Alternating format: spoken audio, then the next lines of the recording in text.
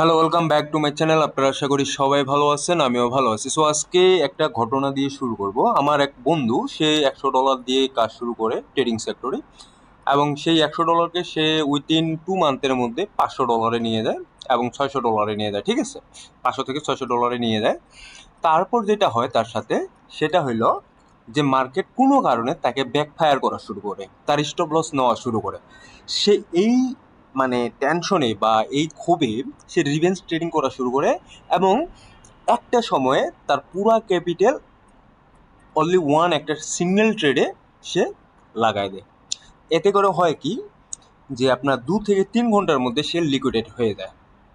তো এই জায়গাটাতে আমরা অনেকেই জানি এবং অনেকেই মানি। এখন বলতে পারেন যে ভাই, এই জিনিসগুলো আমরা সবাই জানি, এই জিনিসগুলো আমরা সবাই মানে জানি, এগুলা মানার চেষ্টা করি। বাট আপনি একটা জিনিস রিয়েলাইজ করেন যে 99% মানুষ যে ফিল করে না, এই আপনার স্ট্র্যাটেজির জন্য বা আপনার সাইকোলজির জন্য। ইভেন আপনি বাংলার কোনো কন্টেন্ট ক্রিয়েটর এমন দেখবেন না, যে খুব কম কন্টেন্ট ক্রিয়েটর আছে যারা আপনার মনে করেন যে এই psychology, money management, risk management নিয়ে আপনার কাজ করে এবং এই জিনিসগুলোকে একটু প্রায়োরিটি দেয়। এখন কেন এই কথাগুলো বলতেছি, ইভেন আমারও ইভেন আমারও এমন এমন সময় আসে যে রিভেঞ্জ ট্রেড করতে মন চায়। একটা সময় করতাম, আমি আমার অ্যাকাউন্ট অনেকবার আমি ব্লক আউট করছি। ঠিক আছে, আমার স্টপ লস হান করতো। স্টপ লস মনে করেন যে আপনার স্টপ লস মনে করেন যে একটা $10 একটা স্টপ লস হান করতো। আমি এখানে এমন একটা রিয়েক্ট করতাম যে ওখানে মনে করেন যে $100 আমার নাই হয়ে যেত। সিম্পল একটা লজিক চিন্তা করেন, আপনার $10 স্টপ লস নিছে এবং এই $10 স্টপ লস নেওয়ার কারণে আপনার মেন্টালি এমন হয়ে গেছে যে ওইখানে আপনি $100 লস করে ফেলতেছেন। এটা কি ফেয়ার? বিজনেসের জন্য, কোনো কোনো বিজনেসের জন্য এটা ফেয়ার? এখন কেউ যদি প্রফেশনালি এবং যদি চিন্তা করে যে এটা আমার একটা বিজনেস এবং এই বিজনেসে আমি সার্ভাইভ করার চিন্তা ভাবনা করব। এবং সিম্পল যদি আপনি কোনো অফলাইন বা অনলাইনের বিজনেস দেখেন, ব্যবসায় কিন্তু লাভ ক্ষতি আছে। সো যখন লাভ হয় তখন কিন্তু মন ফুরফুরা থাকে, এটা স্বাভাবিক। কিন্তু আপনি দেখবেন যে বিজনেসে যখন লস হয় তখন কি তারা কি চিন্তা করে যে আমাকে এখনই এই টাকাটা বের করতে হবে, প্রফিটটা বের করতে হবে, বা আমাকে এখনই এই মনে করেন যে যতটুকু আমার লস গেল সেই লসটা আমাকে এখনই তুলতে হবে? এই জিনিসটা কিন্তু কখনো চিন্তা করে না। তারা একটা স্ট্র্যাটেজি নিয়ে স্টেপ বাই স্টেপ সামনের দিকে অগ্রসর হয়। কোনো বিজনেসে যদি $1 লক্ষ লস করে তারা তারা কি করে? একদিনে তোলার চিন্তা ভাবনা করে বা এক মাসে তোলার চিন্তা ভাবনা করে না, ওইটা স্টেপ বাই স্টেপ টাকাটা তোলার চিন্তা ভাবনা করে। এবং গত যেটা ভুল করে ফেলছে সেই ভুলটা তারা কিন্তু করার চেষ্টা করে না, এবং সেই ভুলগুলা কিন্তু অ্যাভয়েড করে। কিন্তু কেন আমরা ট্রেডিংয়ে আসে যখন আমার $1 লক্ষ বা $2 লক্ষ লস হয়ে যায়? সেই লসটা রিকভার করার জন্য আমি খুব জলদি এখানে প্রফিট বের করার চিন্তা ভাবনা করি। কেন আমরা ট্রেডিংটাকে বিজনেস হিসাবে নিতে পারি না? যতদিন আপনি ট্রেডিংটাকে বিজনেস হিসাবে নিতে পারবেন না, ততক্ষণ পর্যন্ত আপনি এখানে সাকসেস হবেন না। ঠিক আছে, তো এই যে আজকে যে বিষয়টা, সেটা হচ্ছে আপনার প্রোটেক্ট ফার্স্ট, প্রফিট লেটার।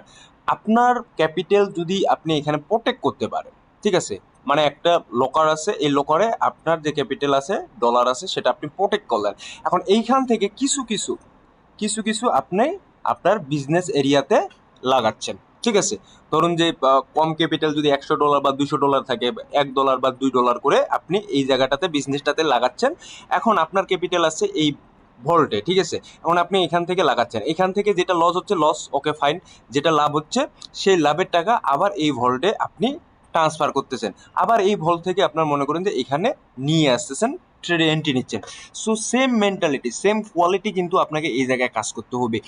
এই কাজ যদি আপনি করতে না পারেন, তাহলে তো মনে করেন যে এই যে সময়টা নষ্ট করতেছেন এবং মনে করেন যে এই জায়গাটাতে যে টাকা নষ্ট করতেছেন, সেটা কিন্তু দুটাই নিজের জন্য, পরিবারের জন্য একটা ভয়ানক অবস্থা দাঁড় করে ভবিষ্যতের জন্য। ঠিক আছে, আমি আবারও বলতেছি, আমি যেই আহ, জিনিসগুলো নিয়ে বা সিরিয়াস ইস্যু নিয়ে কথাবার্তা বলতেছি, এই জিনিসগুলো নিয়ে কিন্তু খুব কম মানুষে কথাবার্তা বলে, এবং অনেকেই মনে করেন যে এই বিষয়গুলো না জেনে না বুঝে করে আস্তে আস্তে কিন্তু ট্রেডিং জগৎ থেকে ঝরে যায়, এবং স্ক্যাম, মানে মনে করে যে ট্রেডিং একটা স্ক্যাম, এখানে স্ক্যামের আমি শিকার হয়েছি, এই বিষয়গুলো কিন্তু সামনের দিকে চলে আসে। সো আই রিপিট, যদি আপনি ট্রেডিং প্রফেশনালিজম ভাবে এখানে করতে চান তাহলে আপনাকে এই বিষয়গুলো অবশ্যই জানতে হবে। যদি আপনি প্রফেশনালিজম ভাবে না করেন তাহলে কিন্তু আপনি কখনো সাকসেস হইতে পারবেন না।